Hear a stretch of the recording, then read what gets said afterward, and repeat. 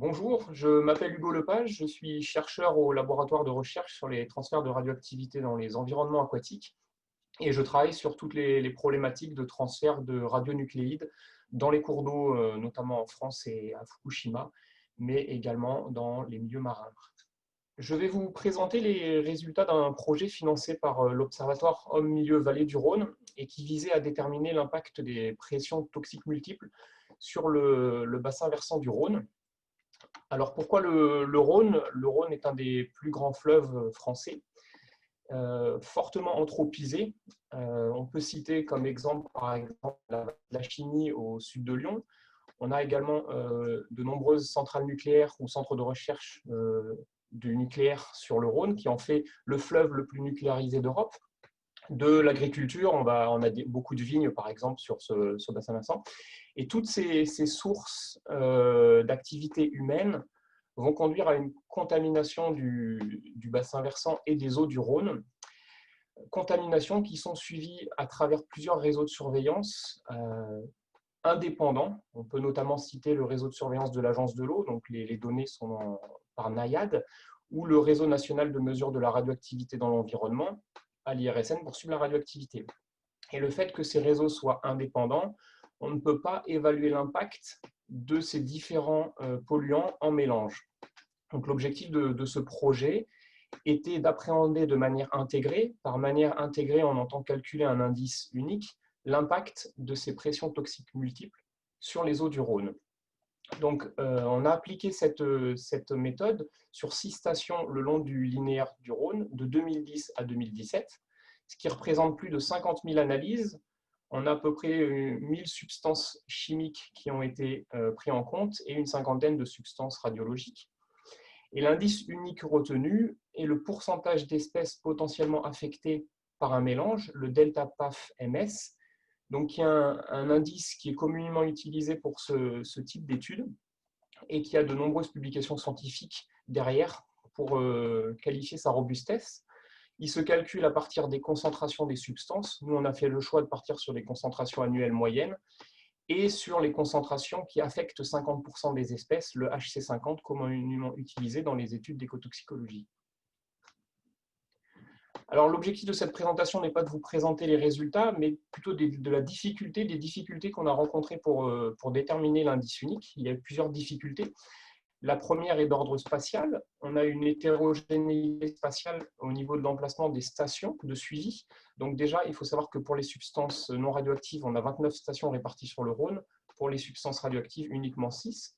Et quand on prend les stations les plus proches pour avoir la meilleure représentativité, on se rend compte que sur certaines stations, on a quand même des écarts qui sont non négligeables. Je vous ai mis comme exemple les stations de Pyralate et Tricastin, donc, qui sont situées au sud du Rhône, sur ce qu'on appelle un Rhône court-circuité, donc un RCC. On a d'un côté, sur la gauche, le Rhône, le lit du Rhône non anthropisé, donc, et sur la partie droite du Rhône, là où il y a la station de Tricastin, on a un Rhône qui a été canalisé pour des besoins d'alimentation de la centrale nucléaire notamment, ou de navigation avec les péniches. Donc ces deux zones sont différentes. On pourrait se poser des questions sur la représentativité des données. On va avoir une hétérogénéité compartimentale. Donc les matrices qui sont prélevées dans les stations sont hétérogènes. On a sur le graphique de gauche, vous voyez le cuivre à Arles de 2005 à 2017. On va retrouver des prélèvements d'eau brute, d'eau filtrée, de matière en suspension brute, de matière en suspension sèche, de sédiments. Tout ça, ça va induire des différences au niveau des unités, notamment de résultats. On a du microgramme, du milligramme, du becquerel pour la radioactivité, exprimé en kilogrammes, kilogrammes frais, kilogrammes secs, kilogrammes cendres, grammes cendres ou litres. Donc tout ça, voilà, il y a derrière des calculs qu'on a dû mettre en place, souvent des hypothèses pour ramener tout le monde dans la même unité. On voit également que les fréquences ne sont pas les mêmes. Les sédiments, c'est un échantillon par an. Les eaux ou les matières en suspension, c'est un par mois à plusieurs par mois. Donc tout ça, voilà, il y a tout un mélange à faire. Et enfin, on n'a pas pris en compte la biodisponibilité dans cette étude. Donc on a considéré une concentration brute. On n'a pas distingué d'un côté ce qui est dissous du particulier. On a des difficultés au niveau analytique. Toutes les substances ne sont pas mesurées dans toutes les stations. j'ai fait un tableau avec un exemple pour la station du Bugey la plus en amont ou de Arles la plus en aval, où on voit qu'on a 2 fois plus de substances mesurées à la station d'Arles. Pour les valeurs, les substances non radioactives, on passe de 18 substances à 39 substances. Et parmi ces substances, elles ne sont pas systématiquement quantifiées. On a des fréquences de quantification qui varient. Par exemple, si je poursuis l'exemple sur les substances non radioactives de la station d'Arles, sur les 39 substances mesurées, seulement 4 sont systématiquement quantifiées. Le reste va être quantifié entre 0 et 100%, donc parfois moins de 10%, parfois plus de 90%. Mais on a cette différence de quantification qui fait que si on prend en compte ou non les valeurs non quantifiées ou faiblement quantifiées, ça va avoir un impact sur l'indice. Et du coup, nous, on a calculé un minimum et un maximum pour essayer d'englober toutes ces différences. Et une petite anecdote également, dans la base de données qu'on a utilisée, on a remarqué qu'il y avait une évolution des limites de quantification dans le temps, alors qu'une diminution de limites de quantification, ça se comprend puisqu'on va améliorer la métrologie de mesure.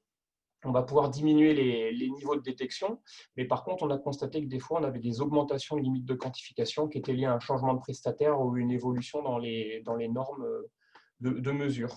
Donc, ce qui fait qu'il y a des substances qui apparaissent et qui disparaissent au gré de ces variations.